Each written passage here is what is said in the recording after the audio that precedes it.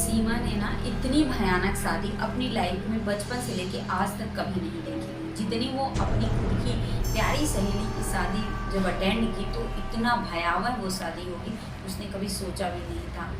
तो क्या होता है आगे ये आप कहानी में मेरे साथ बने रहना। तो ये गाइस मैं लीना और आप देख रहे हो स्टोरी टेलिंग नीतू। तो आज की जो कहानी है बड़ी मज़ेदार एकदम माइंड ब्लोइंग है। आप ना इस कहानी नहीं है, ये सच्ची घटना है। तो सीमा और रोशनी दोनों सहेली थी, दिल्ली में रहा करती थी। जो रोशनी थी वो अपनी बुआ के घर रहा करती थी जो कि हिमाचल प्रदेश की थी, और जो अपनी सीमा थी ये दिल्ली की ही थी और दिल्ली में ही अपने माँ बाप भाई बहन के साथ रहा करती थी। तो ये दोनों ही एक कंपनी में काम करती थी, दोनों ही एक अच्छी एम्प्लॉय थी, बहुत पैसे भी कमाती थी। मतलब इनको जो अपना सैलरी के अलावा इनको बहुत इंसेंटिव वगैरह भी मिलता था। बॉस भी काफ़ी प्रसन्न थे इनसे कि बहुत अच्छा काम करती थी। 3 साल हो गया था इनको काम करते करते। फिर एक दिन क्या होता है कि सीमा के जो पिताजी हैं उनका ना प्रमोशन होता है तो उनके घर पे पूजा रखी जाती है। तो जो सीमा थी रोशनी को बोलती है अपनी सहेली को कि तू ना मेरे घर पे सुबह से रहेगी और पूजा अटेंड करेगी, मेरे काम में हाथ भी बटाएगी। तो रोशनी ने बोला ठीक है चलेगा। तो सुबह से ही रोशनी उस दिन थी और जो सीमा के घर पे पंडित जी आए थे वो काफ़ी जानकार थे। तो जब पूजा पाठ ख़त्म हो गई, पंडित जी जाने लगे, तो सीमा ना ऐसे बैठी थी रास्ते में और पंडित जी गुजर रहे थे। तो उसने बोला पंडित जी प्रणाम। पंडित जी आप जा रहे हो ना?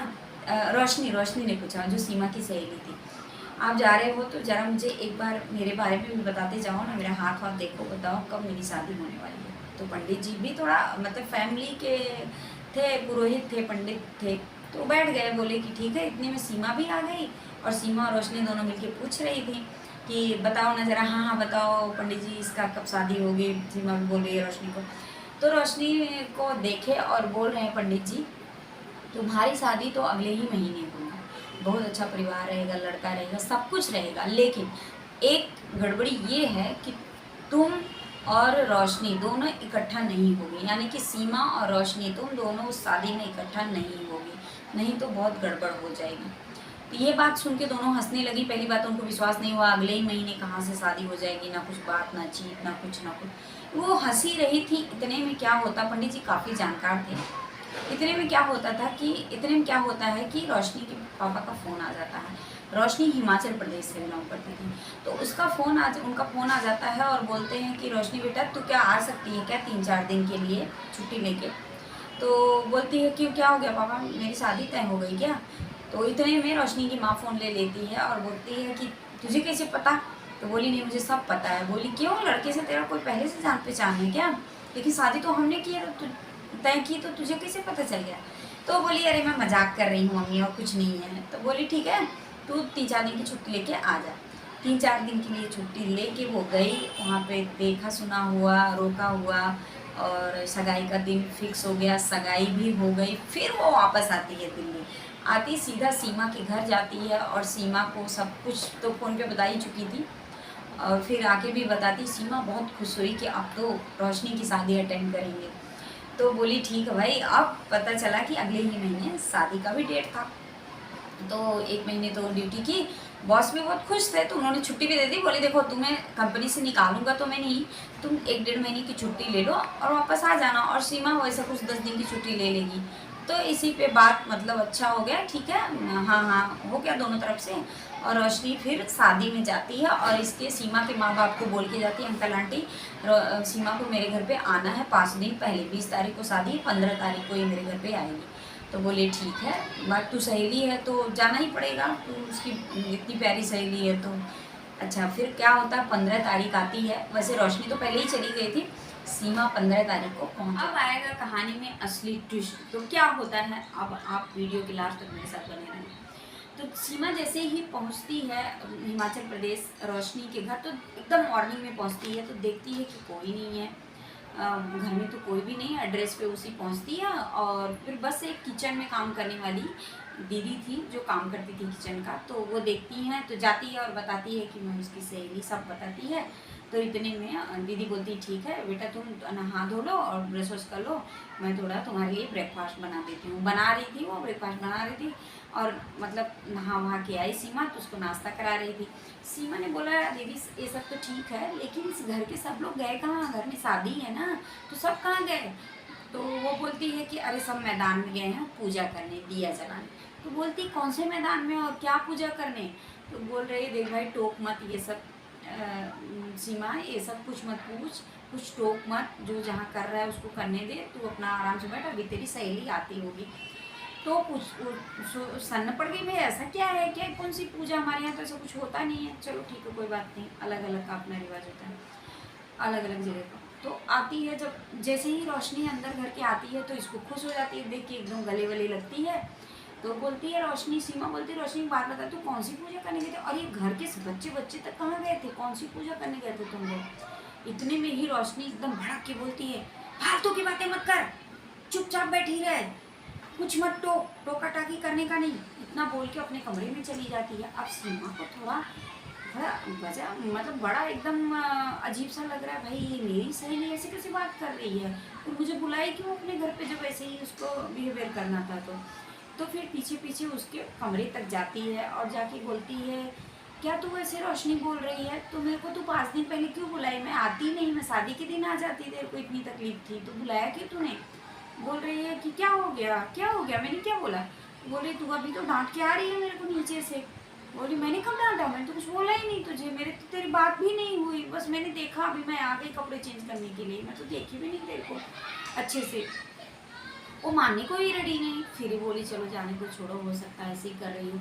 तो सीमा की क्या आदत थी, अगर कोई भी उसके साथ कुछ ऐसा होता था कभी भी तो अपनी मम्मी पापा को तुरंत बताती थी। तो वो फटाफट से गई और साइड में होकर फ़ोन की अपने माँ बाप को सब बात बताया, मतलब मम्मी को अपनी। तो मम्मी ने उसकी बोली अरे तेरी सहेली है, हो सकता है चिढ़ाने के लिए की हो, तुम लोग का तो चलता ही रहता है, उतना माइंड नहीं करने का, अभी गई है शादी अटेंड कर। तो उसको भी लगा हाँ सही बोली मम्मी, होगा कुछ ऐसा ही, इतना सोच के वो आती है। इसके बाद क्या होता है कि अब मतलब ये सब 1-2 दिन बीता ये सब, लेकिन कुछ अजीब सा हो रहा था। सुबह वो लोग पूजा करने जाते थे, रात को दिया जलाने जाते थे। अब ये जब पूछती थी इसको कोई जवाब नहीं देता था, सब बोलते थे भाई देख टोका टाकी मत कर, कुछ मत बोलो बेटा, चुपचाप रहो, कुछ टोका टाकी मत करो, हम कुछ नहीं बता सकते तुमको, शादी खत्म हो जाएगी हम सब बात बता देंगे। अच्छा वो जाती थी, अब लेकिन इसको बड़ा अजीब लगता था ये सब क्या चल रहा है भाई। अब क्या होता है कि जिस दिन मेहंदी थी, मेहंदी लगा रही है तो सब पूरा मेहंदी लग रही है सबको, और इसको भी मेहंदी, मतलब जो वो मेहंदी वाली लगा रही थी तो पूरा मेहंदी लग रही है। तो वहाँ के जितने भी लोग थे वो इन सब चीज़ों को एकदम नॉर्मल कर रहे थे, उनको कुछ फ़र्क नहीं पड़ रहा था, पर इसको ज़रूर फ़र्क पड़ रहा था कि ये क्या चल रहा है। बड़ी अजीब अजीब सी पूजा में सामान होती थी जब वो लोग पूजा करने जाते थे। तो ये क्या की कि आधा ही इसके एक हाथ में पूरी मेहंदी रच गई, आधी मेहंदी बची थी, इतने में ही किसी की गिरने की आवाज़ आती है। तो मेहंदी का फंक्शन रात को रखा गया था, तो किसी की गिरने की, बाहर जैसे कोई गिर पड़ा जोर से, ऐसा कुछ चिल्लाने की अजीब सी गिरने की आवाज़ आती है। तो इतने में ही क्या करती है ये ऐसे हाथ ऊपर की और तुरंत जाके देखती है कि कौन बाहर गिरा। इतने में ही रोशनी चिल्लाती सीमा चुपचाप वहीं बैठ जा, जाना मत वहाँ पे। तो पीछे मुड़ के देख रही है कि रोशनी चिल्ला रही है, पर वो जाके देख के आ गई। इतने में ही मेहंदी वाली उठ जाती है, बोलती मैं इसके हाथ में मेहंदी नहीं लगाऊंगी, इसने टोक दिया। ये चिल्लाई और चली गई वहाँ पे, टोक दी, अब मैं मेहंदी नहीं लगाऊंगी। सीमा बोल रही है ऐसा कैसा हो रहा है, मेरी सहेली की शादी है, एक हाथ में मेहंदी दूसरे हाथ में मेहंदी नहीं लगेगी, ऐसा कैसे हो सकता है, ये क्या कर रहे हो तुम लोग? तो बोली कि नहीं लग सकता, अभी तुमने टोक दिया, अब जाओ हो गया। वो गुस्से में गई और पूरा वॉशरूम में जाके हाथ पूरा धो डाला, उसने हाथ धोया, मुंह भी धो डाली, बुरा भी लगा, थोड़ा रोई भी, धो डाली मुंह। और इतने में क्या वो देखती है जैसे कि उसको पीछे से कोई आवाज़ दे रहा है। सीमा पीछे पलटी, कोई नहीं था। फिर ऐसा फिर धो रही है मुँह और रो भी रही है कि रोना पता ना चले किसी को। पीछे से उसके हाथ पे ना कोई ऐसे थप थप थप 3 बार किया। पीछे पलटी तो कोई नहीं था।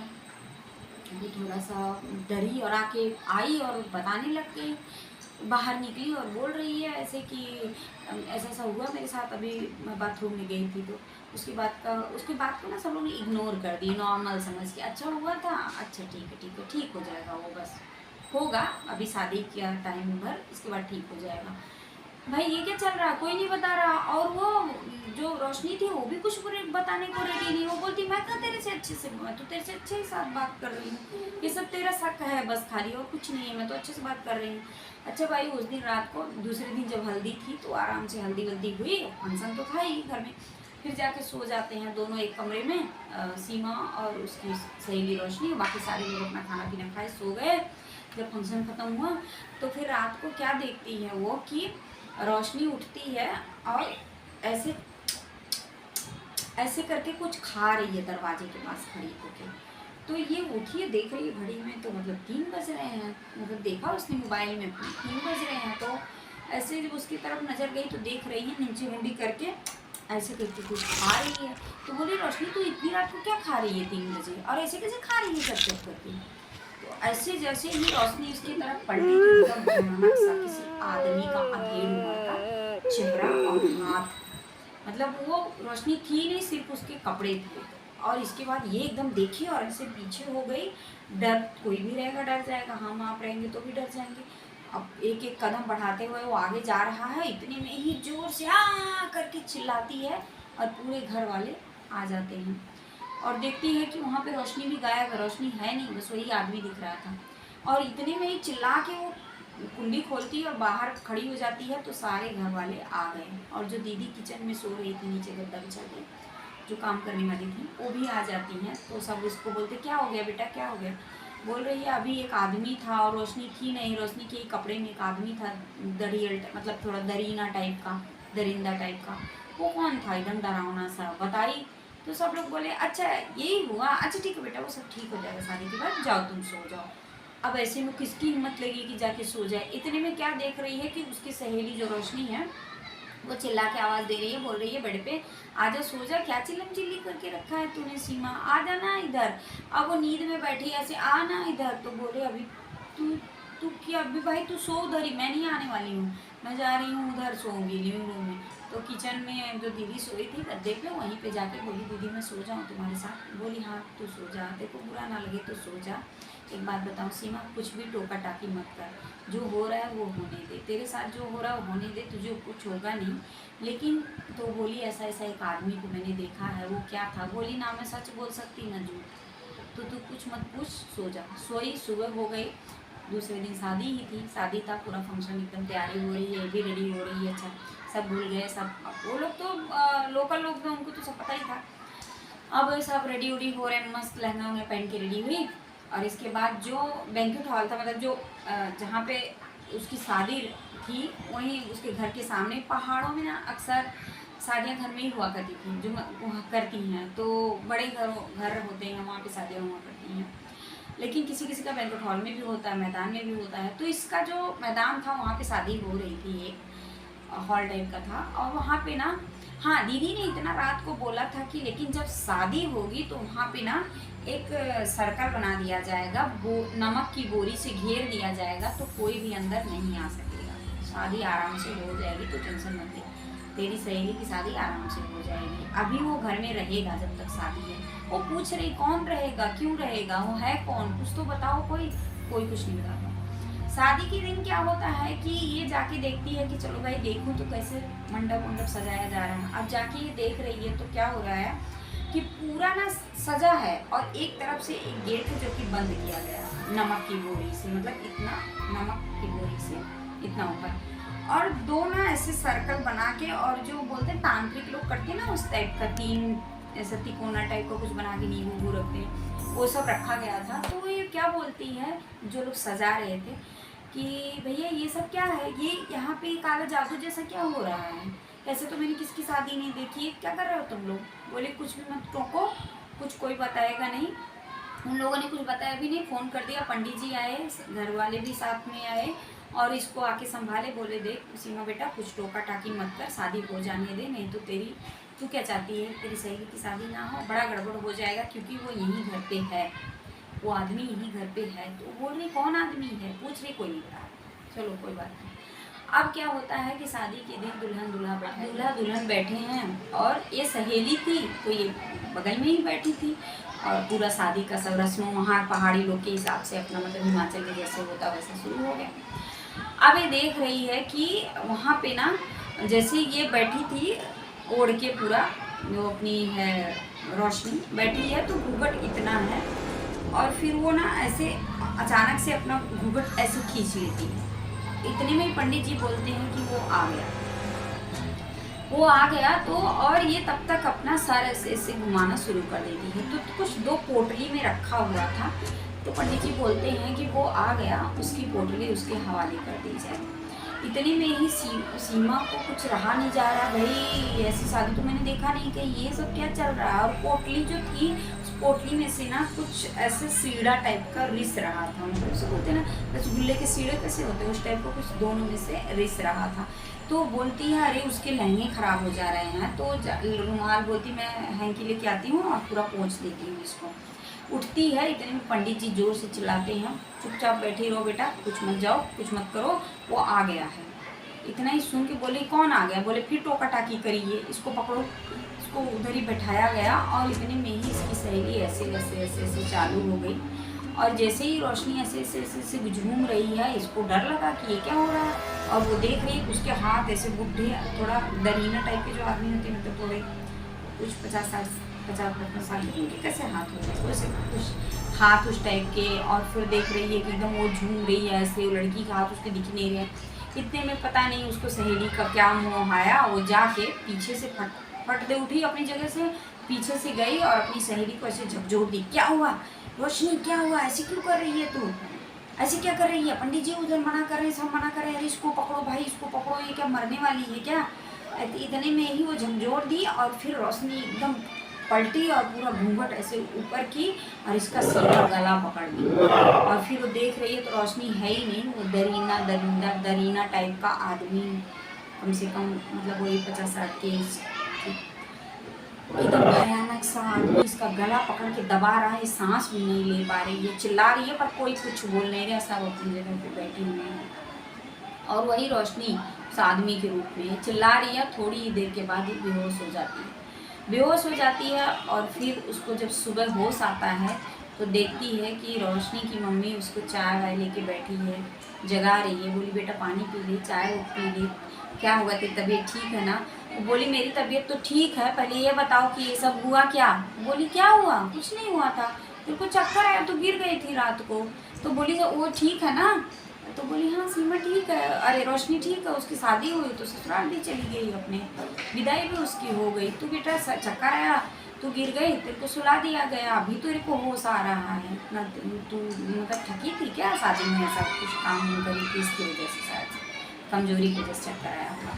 वो बोल रही है देखो आंटी जी ये सब मेरे को मत बताओ, अब मुझे ये बताओ कि आखिर हुआ क्या था कल, और कौन था वो मेरा गला दबाया था, और क्या हो रहा था, वो सब आप लोगों ने मेरे को क्यों नहीं बता रहे हो मुझे? तो बोले कुछ नहीं हुआ था, कुछ भी नहीं हुआ था। इतने में रोशनी को फ़ोन लगाया और बोली ले तेरी सहेली को होश आ गया, बात कर ली। तो रोशनी बोल रही है सीमा तो ठीक है ना? बोली हाँ मैं ठीक हूँ, पहले तो बता तू ठीक है ना? बोली हाँ मैं तो ठीक हूँ, आई मेरी शादी को विदा हो गई। तो बोली मैं विदा में हो गई, तू हो गई, मेरे से मिले बिना तो कैसे चली गई? तो बोली मैं तो मिलती, तू तो सोई थी, तेरे को चक्कर आ गए थे रात को, तू सोई थी। बोली देख रोशनी झूठ मत बोल, रात को क्या हुआ था? बोली कुछ नहीं हुआ था, तूने कुछ सपने अपने देखे क्या? तेरी तबीयत खराब हो गई थी इसलिए कुछ तेरे को पता चलो, कुछ भी नहीं हुआ था। तो बोल रही है अब रोशनी मानने को ही नहीं तैयार। लेकिन अब ये बेचारी ऐसे कि पूरे इस घर के लोग बोल रहे हैं तुम्हारे साथ कुछ नहीं हुआ था, ये सब तुम्हारा भ्रम है, ये है वो। अब अगर आपके साथ ये हो तो आप कितने कंफ्यूज हो जाएंगे कि भाई क्या हो रहा है मेरे साथ, मैं सपना देख रहा हूँ, मैं बीमार हो गया हूँ या पागल हो चुका हूँ, या फिर ये सच है, ये कौन बताएगा जब कोई बताने को ही रेडी नहीं है। अब वो जाती है मुंह धोने, अपना सुबह ब्रश करने, उठ के जब वहाँ से उठी जाती है ब्रश करने, छोड़ो जो हुआ अभी देखते हैं, तो देख रही है क्या गले पे पूरे निशान पड़े हुए हैं ऐसे।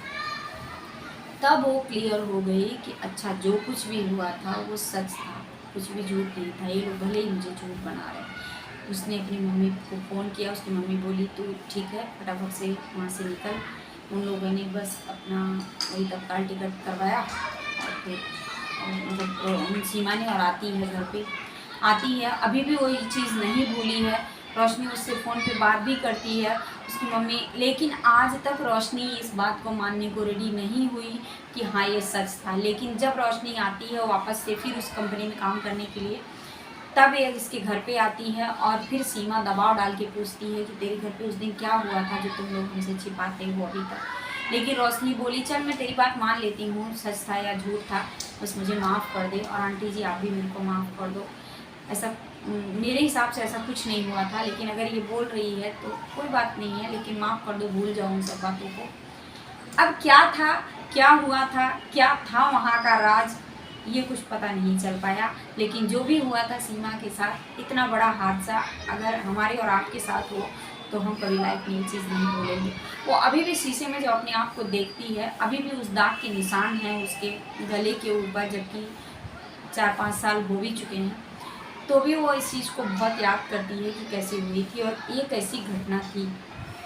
तो कैसी लगी हमारी कहानी, हमें कमेंट करके ज़रूर बताना। और आपके लिए मैं फिर एक अच्छी सी ऐसी इंटरेस्टेड कहानी लेके आऊँगी। तब तक के लिए सब्सक्राइब नहीं किया चैनल को तो सब्सक्राइब कर देना। हरे कृष्ण।